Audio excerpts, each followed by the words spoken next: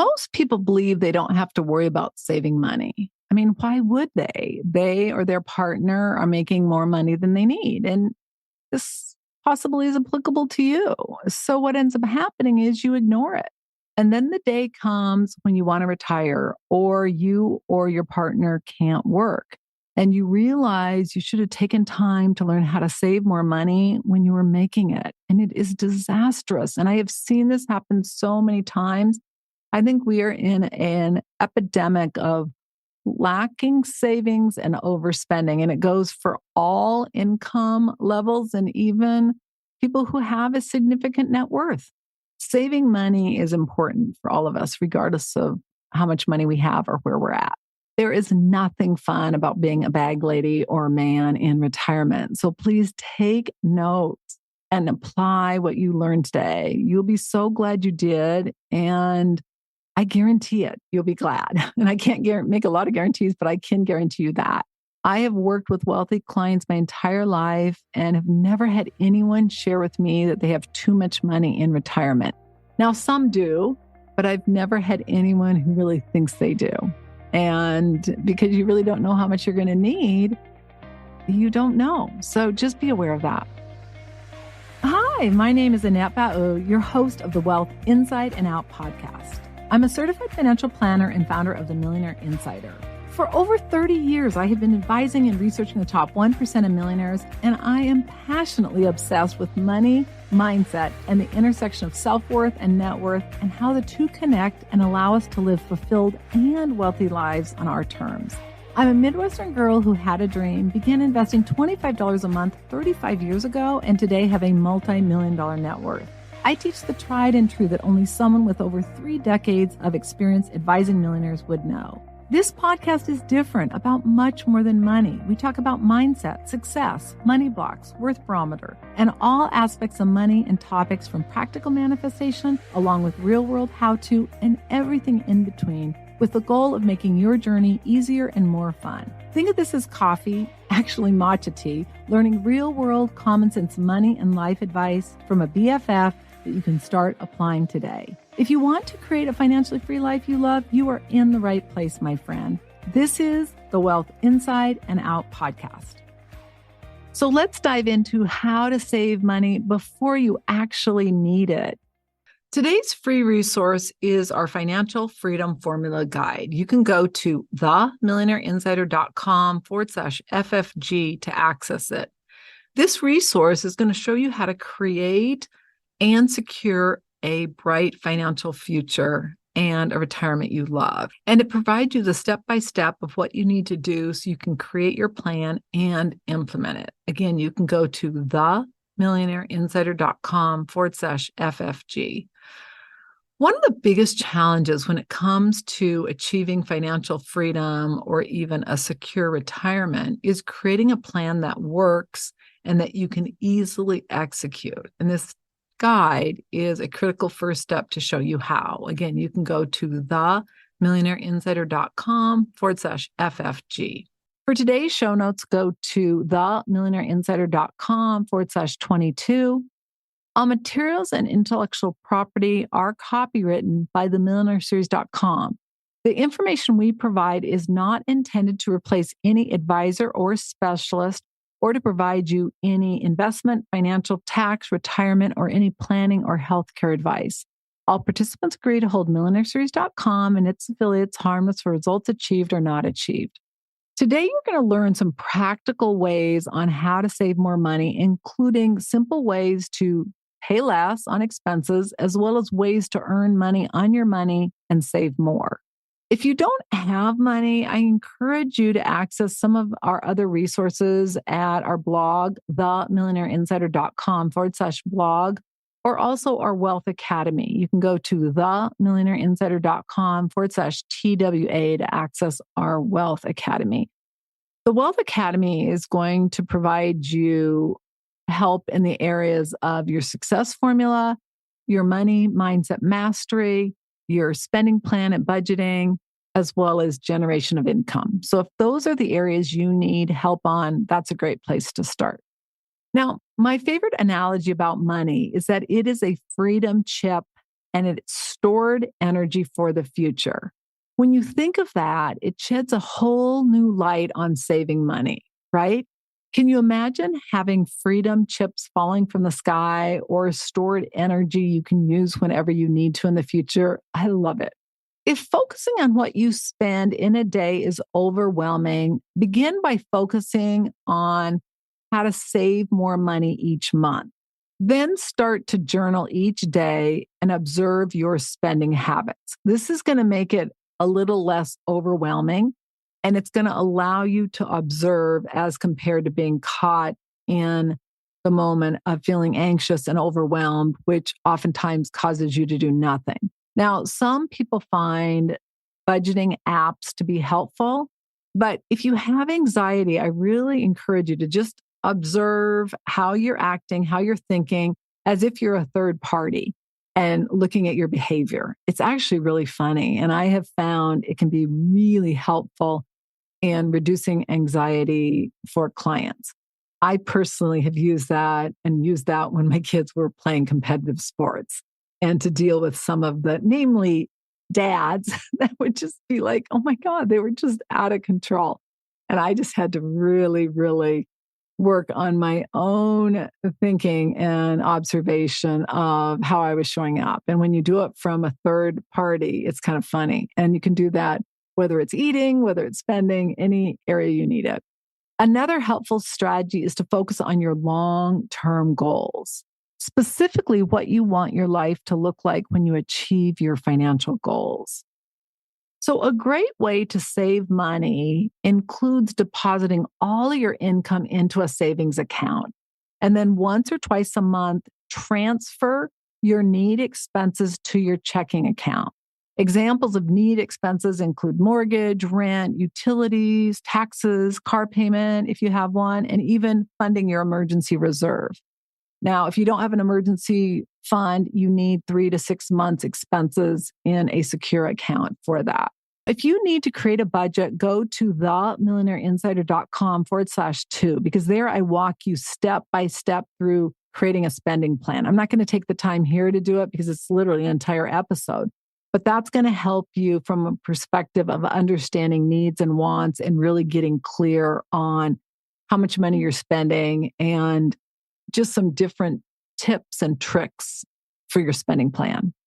You want to set a spending limit for your want expenses. Now, want expenses are ones you're going to pay with in cash, at least initially, and they include things like entertainment, dining out, even travel, some of those things that are things you want to do, but you don't have to do. And then I encourage you to set a target amount of what you want to save each month. By focusing in on what you want to save, it's going to help you to save more. Transfer excess money from your checking account to your savings each month. If you're paying interest on credit cards, paying off your debt should be a priority. You can include the amount you're paying on your debt as a need expense. So let's look at some other issues. So the first one being utilities. Now, any service that has competition, you can look at saving money with. Examples could be your cell phone, your trash bill, cable, internet provider, streaming services. Now, you may or may not have a choice with your trash, but I'm just going to give you an example because at our primary residence, we don't, but at our second residence, we do. And we had read an article that they were no longer doing recyclable, and we pay for trash and recyclable. So my husband called them and said, what is this? And they said, oh no, that's just the county. It's not us. We're still recycling. And my husband said, great. And he said, oh, and by the way, our bill has literally doubled. And the guy, I kid you not, goes, oh, no, just go over to this line that I'm going to transfer you to. Tell them you're canceling your service and you'll get a discount. And I kid you not, we literally got a 35% discount. That is the power of it.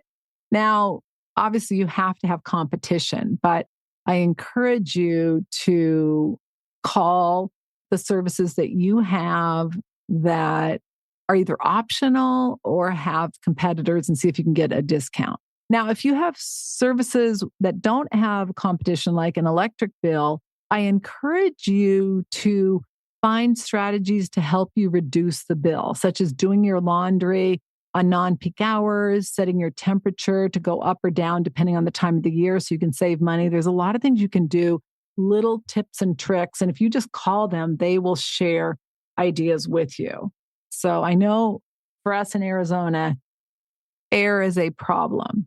And I was so frustrated because I'm like, we're going to really make an effort at this. And so for 6 months, we have been really doing laundry always on off peak hours and really watching it. And we get our readout or printout. This is how we're doing. And we're in like the lowest 1% as far as how much we're spending. And I'm like, it's got to be air. And our son right now is at home and, he has that air cranked so low and it just goes nonstop. And then we sleep in a pretty cold climate because we find that we sleep better when our temperature is at about 68. Well, boy, I'll tell you that we have not been very effective at that, but we still really do focus on doing laundry and non-peak hours and doing what we can do to lower our electricity bill. All right, groceries. You want to create a list, always have a list, and then only buy what's on that list. You want to meal prep. Plan out your meals for 1 week or a month. Ideally, make more food than you need and then freeze the remaining food for a later date. This saves not only time, but it helps if you have a busy schedule. And then taking cash to the store. As I shared in a previous episode, I literally went to the store and I only had $200 and I was so stressed. The woman at the checkout said, "Are you okay?" Clearly, I'm not okay. I spent $198 and I had $200. I was paying attention to every single thing I was buying because, see, when you use a credit card, it's just so easy. But if you take cash, you're really going to pay attention. So if you have a tendency of overspending and you don't have someone like my husband who does our grocery shopping and is really good at it, then I encourage you to take cash. It really works. All right, medical bills. This is a really important one. Both of my kids in 1 year had major injuries, and one got really seriously hurt in soccer, and I heard his leg crack. And I'm like, oh my gosh, that's going to be surgery. We took him to an ER. He got an Advil and an X-ray, and they charged us $2,000. And when I called them and I said, can I get a discount if I pay cash? Absolutely not. But what they did allow me to do is pay for 2 years with no interest. So I'm like, why not? Right. The second one was also $2,000, and they did literally every test imaginable. And when I called them and I said, do you do cash discount? They said, if you pay today, we'll give you a 50% discount. I was like, where do I pay? It's just helpful to call and find out. Now, if you have a high deductible or you're paying cash, like we have a very high deductible on our medical insurance, so we pay cash. We always call and get quotes prior to having a procedure done. And a lot of times you can get a cash price, which is significantly discounted. So just pay attention. One thing that I see a lot of people spend a lot of money on is eating out. Now, one of the things I want to encourage you to do, if it works for you, is to split a meal. And it's not necessarily even as much to save money, but to avoid overeating. It's really a win-win. Now, obviously, my children would never do that. My one son could eat like 3 meals.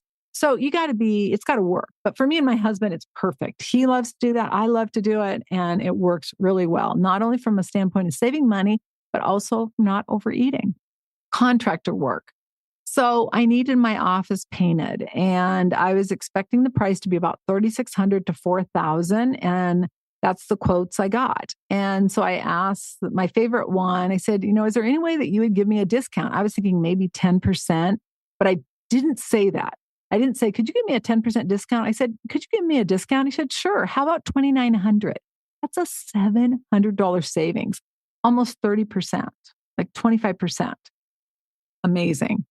And we had another job where we got a quote to do the job and we hired the person, and then they came back and it was literally like 25% more. And I'm like, wait a minute. And then the guy was like, no, it's too bad. This is what it is. And so all I did was say, can I talk to your supervisor? And I wasn't trying to be mean, but I expect if somebody gives me a quote, If it's going to be more, they need to let me know before. And if it's subject to change, that needs to be in the contract, in the quote.